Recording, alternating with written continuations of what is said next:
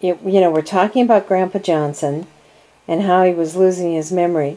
So tell me about the part where he was. Who was Mrs. Bob Johnson? They were just friends of Grandma and Grandpa. And Before Julia died? during that time when they were married, Uh-huh. you know. And they still lived in Benson, of course. Yes. So he came home. Their son graduated from high school with me.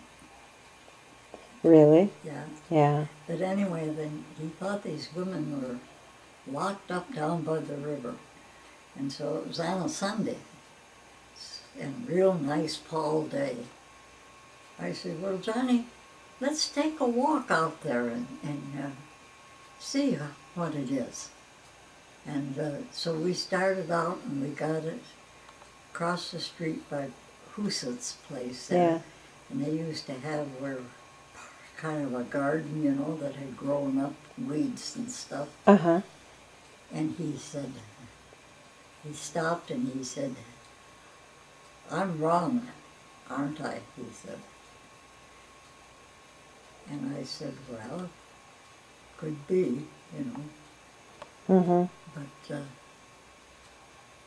so he knew. yeah, he would come too, it seemed like. His mind would drift for a while, and then... Mother, how old was he then? Well, he was 76 when he died, and he was up at the nursing home for a few years. Right. But when you and Dad got married in 1939, how old would he have been then? Okay, well, 39, he was, it was 52 when he died. 72. It was 76. Yeah, he was 76, but it was 1952 when he died. I don't remember. But he was a really kind man, wasn't he? Oh, I thought so. Yeah. I thought so. And how did he and Dad got along, obviously? Yeah, yeah. But And, what did Johnny do for, like, just every day? Was he not working anymore when you moved in there? No, he didn't work. Well, he started working on WPA. Right. When that came through. But before that, he didn't. Yeah. But he would do, not after we were married, this was before. Right. He had a big barn, and he had horses. And he'd plow gardens in the spring. Uh-huh. And at one time, Chuck talked about them delivering milk. So he must have had cows. Mm-hmm. And things.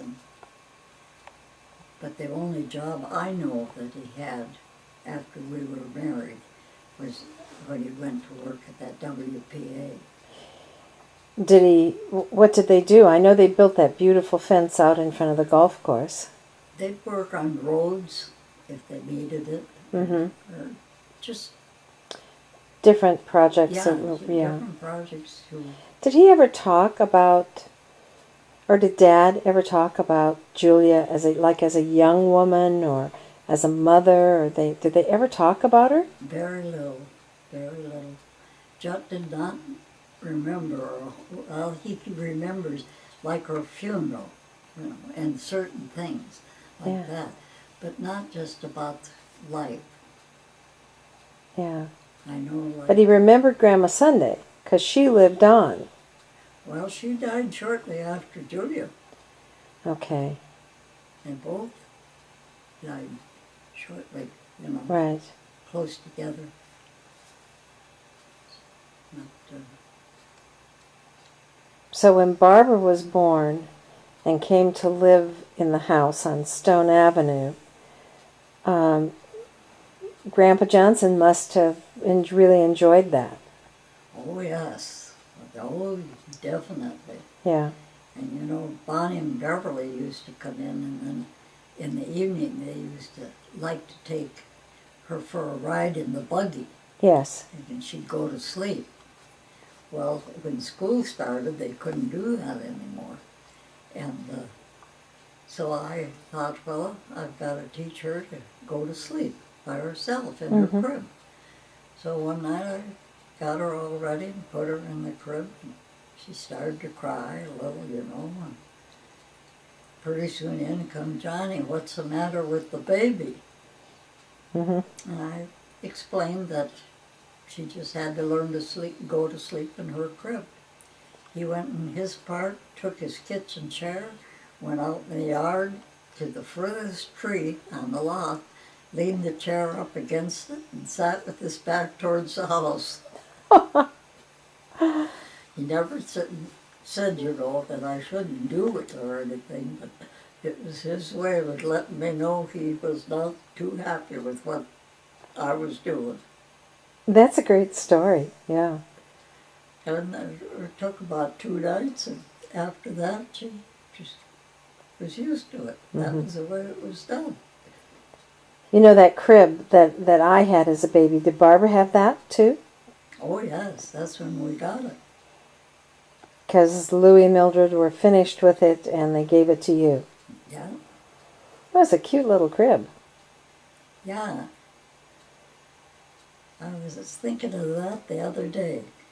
And you hear of so many babies getting killed in their cribs. Their heads, getting stuck or something. And I was trying to picture this crib.